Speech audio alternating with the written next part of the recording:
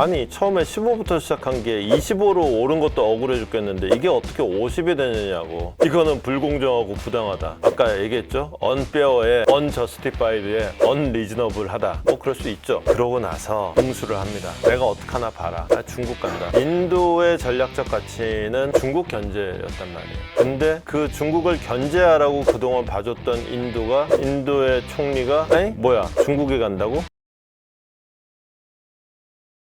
인도의 25%의 추가 관세를 엑스트라 25%입니다. 기존에 25가 있는데 거기에 25를 더하는 거예요. 기존의 25는 그냥 순수히 무역의 관점이었고 이 25는 러시아 석유를 네가 사재끼는 데 대한 2차 제재의 성격이라고 봐야겠죠. 근데 인도의 반응이 참 격합니다. 깨갱깽깽 안 합니다. 지금 스위스 같은 경우에는 39% 관세 매기니까 대통령이 직접 곧장 그냥 만사 제쳐두고 미국으로 날아갔는데 트럼프도 못 만나. 심지어 관세 협상 당사자인 러트닉 상무장관도 못 만났어요. 그래도 대통령 오셨는데 체면은 채워드려야지 그러고는 마르코 루비오 국무장관이 그래도 외교부 장관이 그래도 가서 좀 의전만 해드린 이런 상황이 되고 말았습니다. 물론 뭐랄까요, 좀 워낙 급하게 가다 보니까 대통령 일정을 잡는다는 게 좀 쉽지가 않잖아요. 그러다 보니까 그런 효과도 있지만은 기본적으로 이제 미국이 배짱 튕기고 있는 모습을 보이는 건데 스위스가 그렇게 애를 달아하는 반면 인도 같은 경우에는 이거는 불공정하고 정의롭지도 않다. 부당하다라고 정면으로, 그리고 합리적이지도 않다, 불합리하다, unfair, unjustified, unreasonable,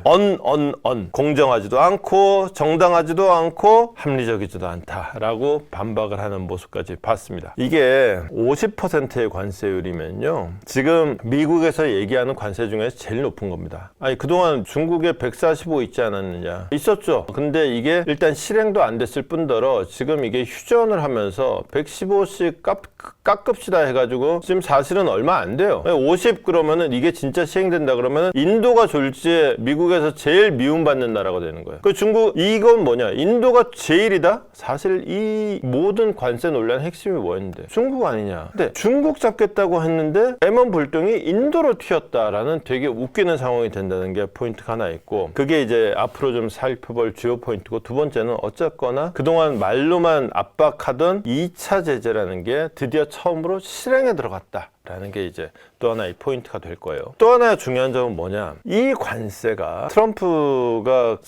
트럼프의 테러 특사죠. 위트코프 특사가 푸틴을 만난 직후에 나왔어요. 그리고 이 상태에서 이 회담이 잘 됐다는 얘기가 나온 직후에 나왔어요. 아니 회담이 잘 됐으면은 때리려 그러던 관세도 안 때렸어야 논리적으로 맞는데 왜 회담이 잘 됐다는 얘기를 듣고 관세를 때렸을까? 이것도 굉장히 배경이 궁금해지는 대목이에요. 배경이 궁금하거나 또는 삽질이거나 뭔가 논리적이지 않잖아요. 아주 속 깊은 뜻이 있거나 얼척없는 짓을 했거나 이렇게 되는 거죠. 하여튼 졸지에 인도가 이렇게 갑자기 미국 관세 전쟁에 집중 타겟이 되는 걸 두고 로이터 통신은 이거는 서로 간에 사인이 안 맞은 거다. 그러다 보니까 이제 얘기가 안 된 거다.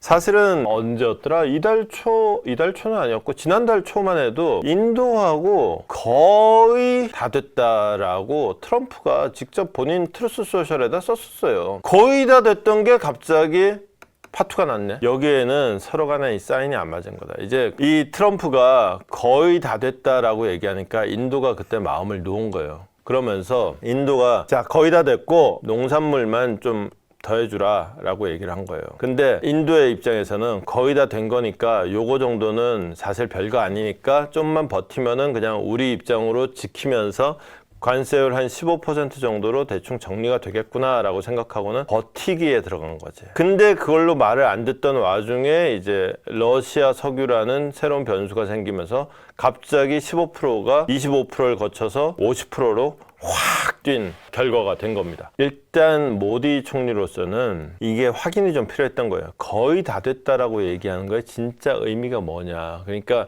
이게 다 됐으니까 조금만 더 이제 한 발만 네가 더 들어오면 된다. 네가 한 번만 더 양보해라 라는 뜻이었을 텐데 트럼프로서는.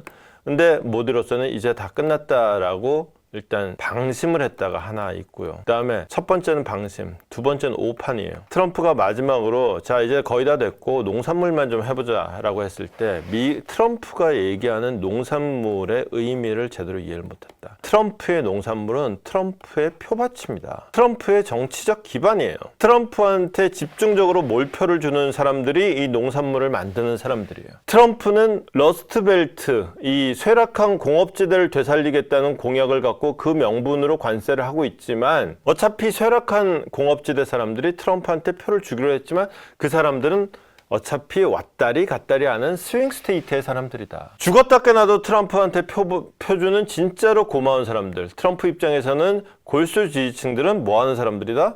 이 농산물 만드는 사람들이다. 이 농산물 시장을 만들어내는 게 트럼프로서는 훨씬 더 중요한 일인데 이거 15% 했다고 여기서 방심했고 이거는 무시해도 되는 거라고 판단한 게 오판이었다. 여기에다가 모디가 형님 그동안 뭐 그랬는데 뭐 이거 다 된 거 맞지요? 라고 확인 한 번만 했으면은 야 내가 이거 그냥 한 말 아니야.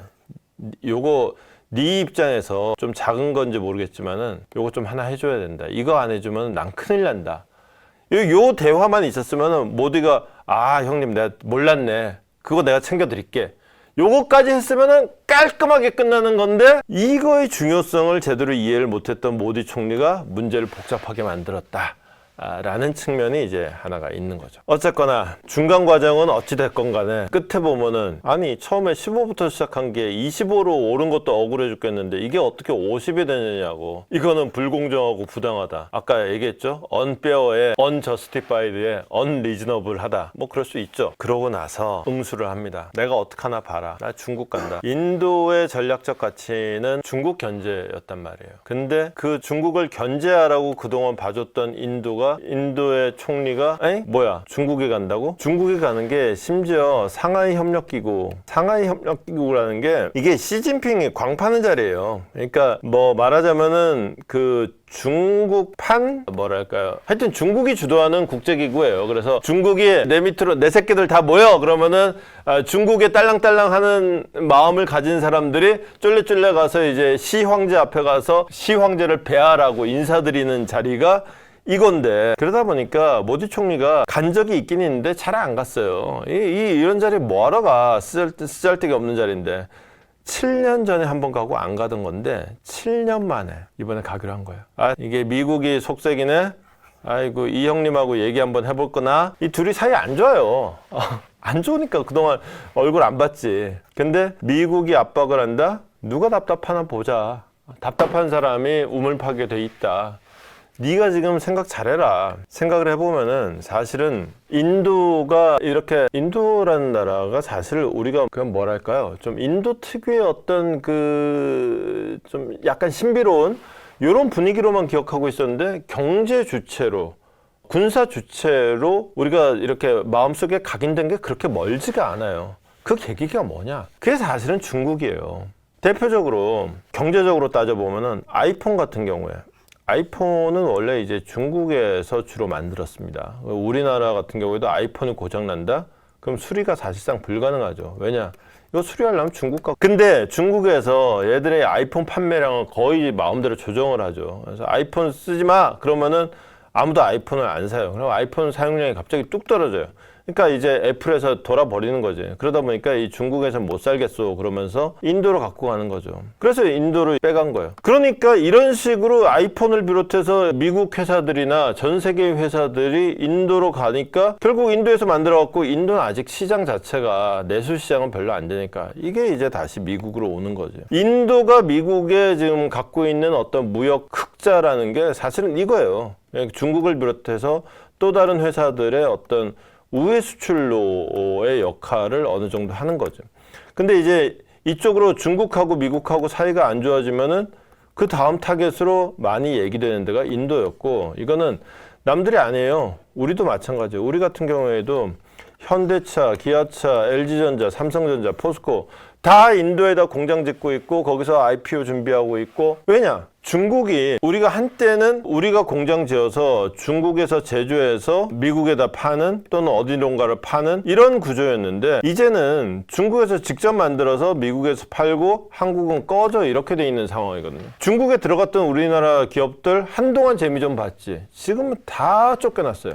그리고 다 철수하고 있어요. 왜? 중국에서 더 이상 기본적으로 중국에 이제 할 수 있는 거는 중국의 제조업에 원자재를 대주는 역할밖에 안 돼요. 근데 우리 이거 되게 제한적이잖아요. 특히나 그 원자재마저도 중국의 자국 내에서 지금 워낙에 그냥 덤핑으로 싸게 내놓는 것들이 많아요. 그러니까 중국이랑 우리가 여전히 지금 주어진 상황에서의 경제 규모는 많지만은 이 할 장사가 점점 없어지거든. 그냥 미국을 상대로 한 경쟁자의 역할이 좀 커지고 있거든. 그러다 보니까 옛날에 중국이 했던 역할을 이제 인도에다가 기대고 있는 거예요. 그게 이제 대표적으로 이런 회사들인 것이고 이게 한국뿐만 아니라 전 세계가 비슷한 것이고 인도의 위상은 이거예요. 그러니까 중국하고 인도는 중국이 쪼그라들었기 때문에 인도가 커지고 있는 기본적으로 이게 제로섬 게임의 성격을 갖고 있단 말이지. 이게 경제적으로 그러하고 정치적으로도 요즘에 이거 자주 하면서 제가 오늘 또 지도를 안 그렸죠. 인도하고 중국은 기본적으로 국경 맞대고 국경 분쟁하고 안보적으로 싸우는 거예요. 그러니까 미국이 너 잘한다 이쁘다 이러고 있는 거죠. 중국하고 러시아도 국경 맞대고 얘들은 친한 척하지만은 언제든지 이제 내가 우리 반 캡장이야 그러고는 서로 이제 맹주를 노리고 싸우는 거죠. 그 얘들도 인도 전투기 다 러시아산, 응? 그 무기 대주면서 잘한다. 네가 열심히 해야지 우리가 산다. 그러고 있었던 거잖아. 근데 이 인도가 지금 시 황제에 가서 아련을 하겠다고? 미친 거 아니야? 그러게 왜 미친 짓을 하게 만들어. 나 미치게 하지 말라고. 나 돌면은 무슨 짓 할지 모른다고. 인도가 지금 그러고 있는 상황이 된 거죠. 궁극적으로는 이제 러시아가 여기서 이제 이 직접적인 계기가 러시아의 석유를 사준다의 계기였는데 만약에 이제 미국하고 러시아하고 얘기가 잘 된다. 그럼 석유를 사는 거 갖고 더 이상 얘기를 안 하겠죠. 요랬을 때 그럼 인도는 최종적으로 그러면 석유를 사는 것 갖고 얘기를 안 된다? 그럼 관세는 50에서 다시 25로 자동으로 떨어지겠죠. 그럼 인도는 여기서 미국한테 한 번만 봐주십시오 형님 해봤자 소용이 없다. 어차피 이 게임은 얘하고 얘한테 달린 거지 내가 지금 얘한테 뭐라고 해봤자 이게 지금 말빨이 먹힐 상태가 아니다. 라고 보는 거죠. 인도는 지금 그렇게 움직이고 있는 거고 여기에다가 요 세 나라에다가 브라질이 하나 딱 끼면 뭡니까? 이게 BRIC 브릭스죠. BRIC 이게 브릭스잖아. 복수형. 제가 지금까지 말씀드린 게 이제 뉴욕타임스의 이 기사고 룰라 대통령이 바쁩니다. 지난번에 뉴욕타임스 인터뷰를 하더니 이제 로이터에 인터뷰를 했어요. 내용은 똑같습니다. 사실 똑같은 내용인 줄 알아도 예컨대 룰라 대통령이 야 한국의 강투라고 국제뉴스를 아주 잘하더만 그 인터뷰 한번 합시다. 강상구 기자 브라질에 오면 내가 인터뷰해 줄게. 저는 회사에 출장비 청구하죠. 비행기 끊습니다. 한국에서 브라질 가는 게 무척 멀고도 험난한 길이지만 갑니다. 어느 기자가 브라질 대통령이 더군다나 트럼프 욕하면서 미국하고 각 세우면서 일단 미국하고 각 세우는 인터뷰를 한번 하겠다 그러면 재밌잖아요. 싸움 붙이는 게 기자들 일인데 가지. 그러니까 이제 이 장사를 하고 있는 건데 중요한 거는 이제 관세 얘기가 가면서 브릭스를 중심으로 한 글로벌 사우스 쪽에 재결집이 일어나고 있다라는 흐름은 미국으로서는 그리고 우리도 결국은 이제 미국의 지금 현재로서는 미국 없이 우리가 살 수 없지만 지금 주어진 상황을 보면 결국은 우리 시장 다변화로 갈 수밖에 없다. 그럼 시장 다변화라고 했을 때 뭐냐? 그동안에 중국을 봤는데 중국은 이게 도대체 좀 불확실성이 너무 큰 나라고. 근데 인도를 좀 해보려고 그랬는데 인도도 좀 상관이 좀 있고 뭐 기타 등등 좀 다른 데로 좀 넓혀야 되는 이런 상황들을 좀 종합적으로 보는 관점에서는 브릭스의 이제 결집이 예의주시해야 될 이런 부분이 아닐 수 없겠죠. 자. 어찌됐거나 저찌됐거나 이제 드디어 우리 시간으로는 오늘 이제 미국 시간으로는 내일부터 드디어 관세가 이제 실행에 들어갑니다. 본격 시행이죠. 본격 시행이고 그동안도 일부 시행이 됐고 일부 효과가 이미 나타나고 있어요. 그래서 자, 지금쯤 한번 이 관세라는 것의 효과를 한번 보자. 일단 세입이 엄청나게 늘었다. 이미 지난번에 봤죠. 세입이 2배로 늘었다. 그래서 10년만 가면 이게 2천조 원이 된다. 어마무시한 수입이다. 근데 이렇게 정부 수입이 는 거는 인정. 근데 그게 경제적 효과는 어떠냐? 지진이라고 표현을 했는데, 지진이라고 할 만큼의 뭐 대단하고 눈에 확 띄는 변화는 없더라. 그게 좋은 뜻으로든 나쁜 뜻으로든. 예컨대 뭐 저도 그렇게 생각했어요. 관세가 오르면 이건 필연적으로 물가 상승을 일으킬 수밖에 없다. 물가가 오를 수밖에 없다라고 생각했는데, 지금까지 나온 통계를 보면 물론 물가가 오르긴 올랐어요. 근데 막 걱정했던 것만큼 막 오르진 않더라고. 좀은 오르더라고. 이 정도는 뭐 일반적으로도 좀 올랐네 정도의 수준으로 오르고 있더라.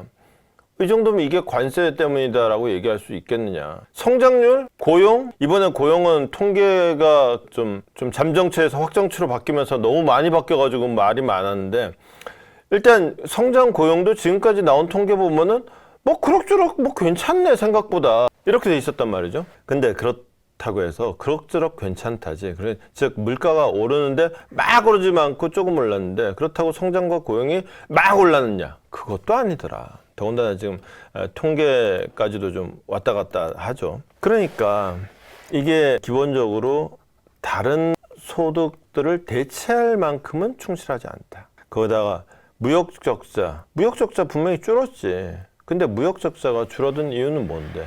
이게 미리 땡겼거나 아니면은 수입을 그냥 줄인 거지, 무역적자가 줄었다는 것만 보고 이게 무조건 좋은 일이다? 그렇게 볼 건 아니다. 경제의 활력이 줄어드는 신호일 수 있다. 소비가 줄어드는 신호일 수도 있다. 경제가 쪼그라드는 과정일 수 있다.